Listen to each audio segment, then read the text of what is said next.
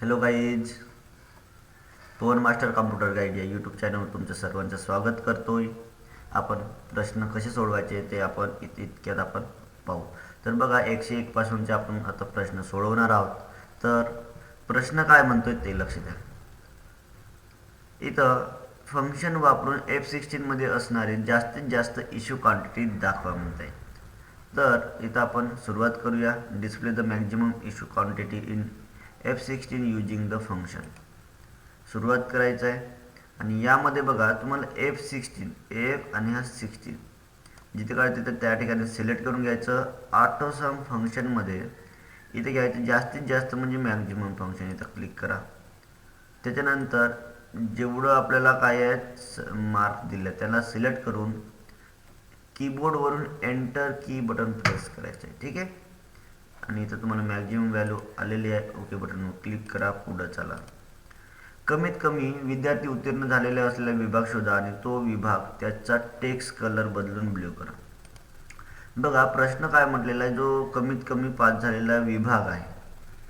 आता कमीत कमी पास, उत्तीर्ण म्हणजे पास, कमीत कमी म्हणजे हा वाला भाग आहे. तर याचा विभाग म्हणजे हा मुंबईवाला. ठीक आहे. सिलेक्ट केलं आणि टेक्स्ट कलर म्हणजे फॉन्ट कलर आणि कोणता कलर द्या म्हटलेला आहे, ब्ल्यू. ब्ल्यू कलर करा. सबमिट करा. ओके करा. पुढं फंक्शन वापरून D16 मध्ये असणारी जास्तीत जास्त क्वांटिटी इन स्टॉक दाखवा. तर बघा या ठिकाणी तुम्हाला D16 मध्ये डी आणि ही 16 इथं जास्तीत जास्त म्हणजे ऑटोसममध्ये इथं घ्यायचं आहे मॅक्स. इथं डेटा आहे का नाही, जेवढं डेटा आहे तेवढंच या सिलेक्शननं सिलेक्ट करून घ्यायचं आहे आणि एंटर की प्रेस करून घ्यायचं. म्हणजे जास्तीत जास्त आपण तिथं व्हॅल्यू दाखवलेली आहे, स्टॉक दाखवलेला आहे. नंतरचा प्रश्न आहे, फंक्शन वापरून D16 मध्ये असणारे एकूण स्टॉक कंटेंट कॅल्क्युलेट करून दाखवा.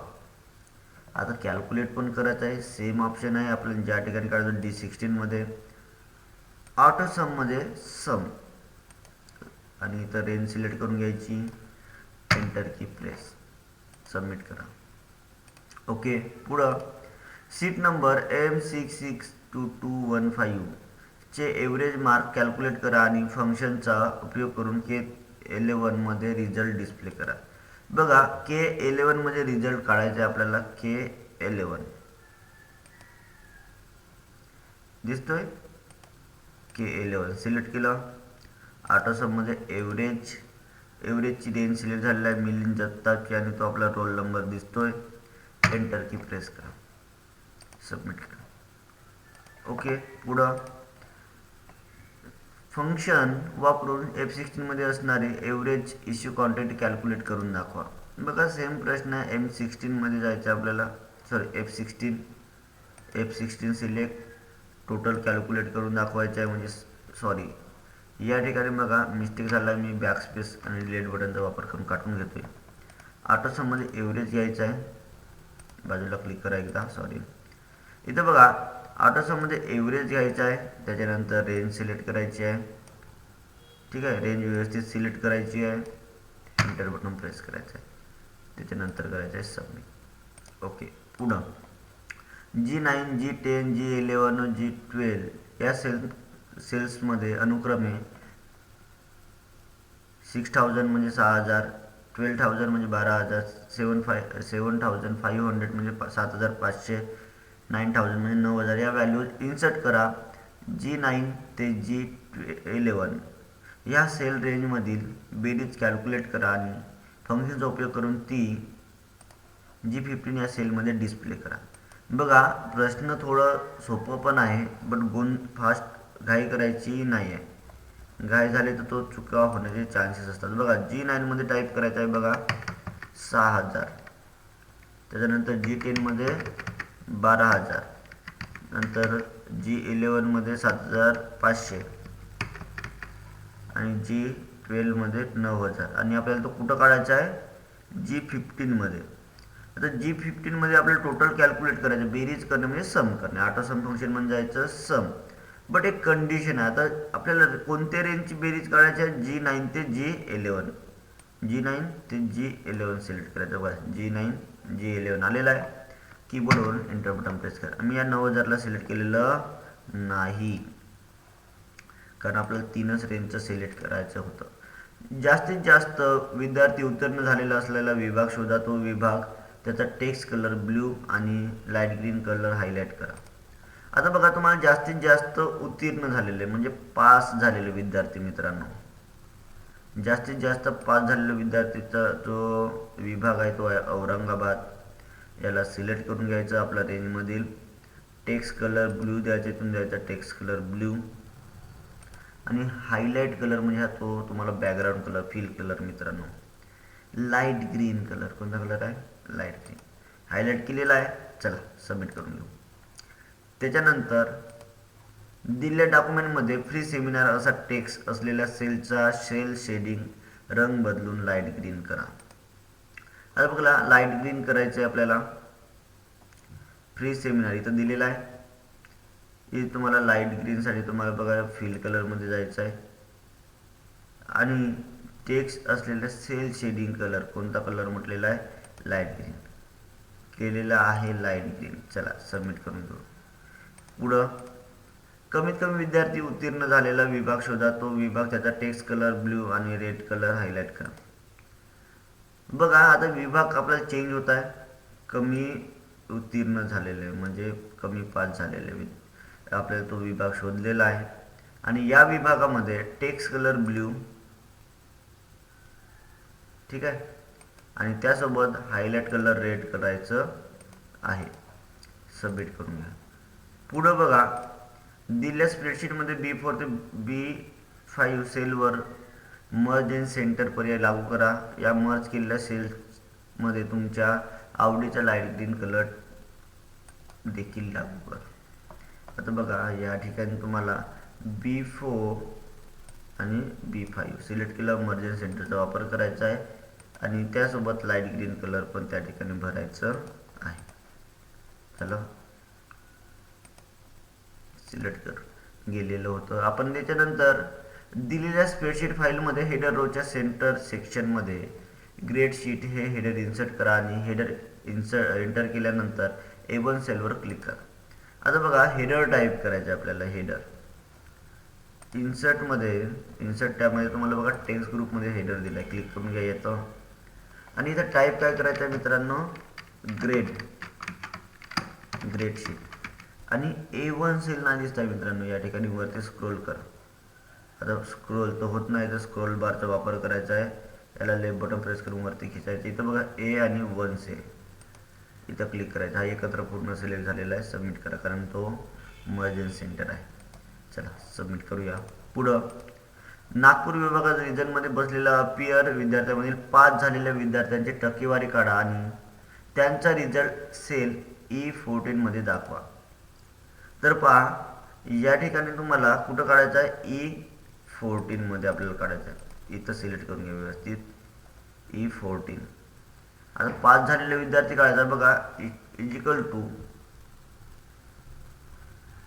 कोणत्या विभागामधले? रिजन मधले, नागपूर रिजन मधले पास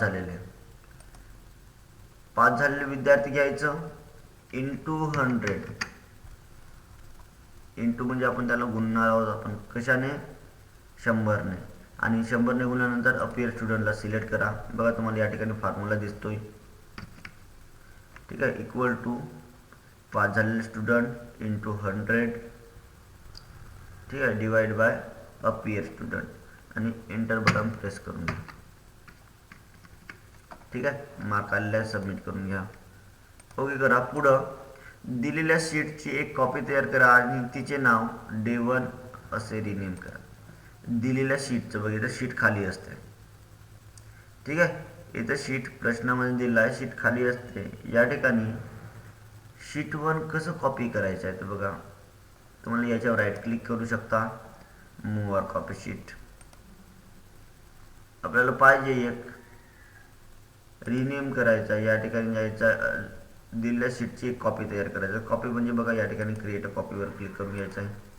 शीट बनलेली आहे आणि त्याचं नाव रिनेम करण्यासाठी राईट क्लिक करून रिनेम बटन दिलेलं आहे, ठीक आहे. आणि त्याचं नाव काय द्यायचं आहे? डे आणि इथं 1.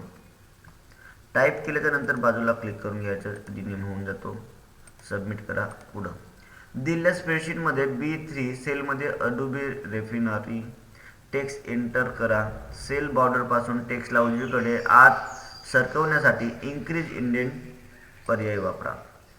तर पहा या ठिकाणी तुम्हाला B3 सेल सिलेक्ट करायचा आहे. या सेलमध्ये आपल्याला टाईप करा म्हटलेलं आहे, काय, अडोबी रेफिनरी.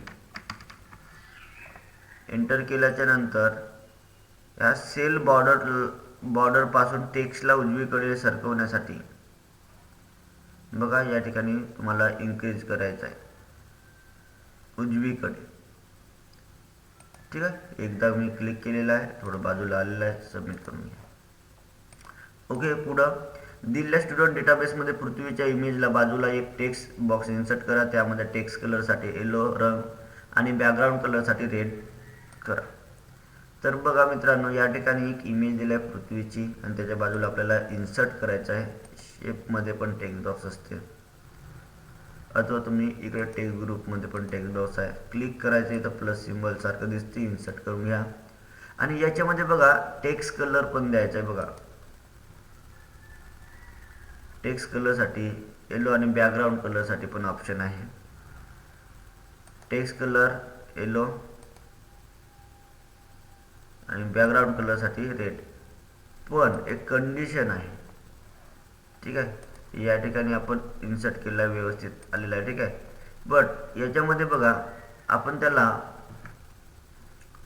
असं पण दिलेलं होतं. अजून दुसऱ्या पद्धतीने आपण एकदा सोडून बघू काय होते बघा. कारण या ठिकाणी कधी कधी फॉर्मॅटमध्ये तुम्हाला कसं विचारते, इथून पण ग्रेडियंट कलरमधून पण आपल्याला इथं पॅटर्नमध्ये दिलेलं असते. फॉरग्राऊंड कलर येलो आणि background colour red. But condition कशी आहे बघा, या ठिकाणी मी असं पण अप्लाय करू शकतो, पण इथं काय दाखवत आहे, मिस्टेक दाखवून राहिलेलं आहे. ठीक आहे, तर आपल्याला टेक्स्ट प्रश्न काय म्हटलेला आहे ते समजून घेणे गरजेचं आहे. आता तुम्हाला बॅकग्राऊंड कलरसाठी विचारला आहे, पॅटर्न विचारलेलं नाही आहे. ठीक आहे, तर ओके करा. सॉरी, हा प्रश्न सोडून झालेला आहे.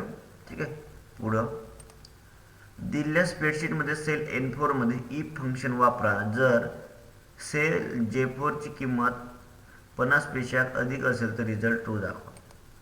तर बघा मित्रांनो, या ठिकाणी तुम्हाला N4 मध्ये काढायचं आहे, इक्वल टू इफ फंक्शन वापरायचं आहे. ब्रॅकेट द्या किंवा टॅब बटन प्रेस करा. लॉजिक टेक्स्ट आपल्याला काय आहे, जर J4 ची किंमत ग्रेटर दॅन 50 असेल, कॉमा द्यायचा. लॉजिक कंप्लीट झालेलं आहे.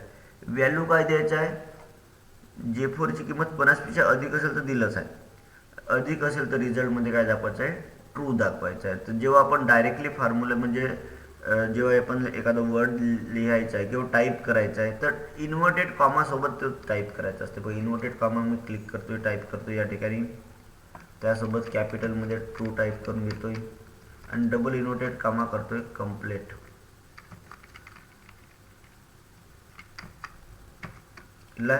आणि करायचं ब्रॅकेट कंप्लीट.